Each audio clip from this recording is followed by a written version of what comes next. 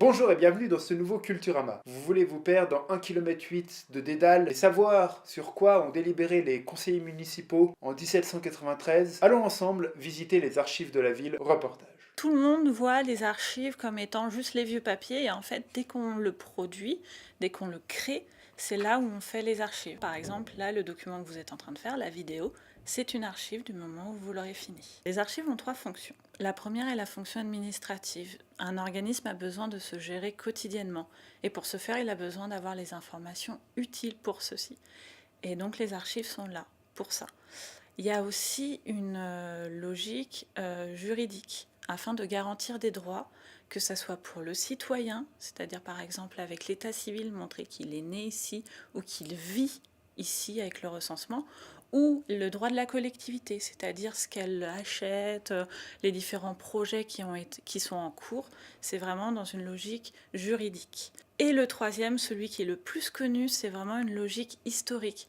Les historiens, on en a besoin, notre mémoire collective, notre histoire de la ville ou que ce soit l'histoire des personnes. Tout ça est contenu dans les archives. Alors, la plus vieille archive que nous possédons date de 1794. C'est l'état civil, c'est-à-dire que c'est l'acte de naissance des Annemassiens. Donc on peut voir que c'est écrit en français, c'est tout à fait compréhensible par tout le monde.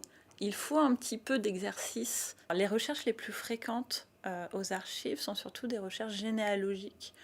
Les personnes recherchent en fait à connaître l'histoire de leur famille. Et ça s'est passé ce matin où une personne est venue rechercher une arrière-grande-tante pour savoir où est-ce qu'elle habitait et savoir son nom de famille car il ne savait pas son nom de femme mariée. On a trouvé une Ida qui habitait là-bas. Et donc je pense que ça pourrait être votre tante. Donc elle s'appellerait Favre en fait. Donc si vous voulez continuer votre généalogie, ça va vous donner toutes les informations. Vu qu'on voit grâce au dénombrement, qui est le recensement d'avant.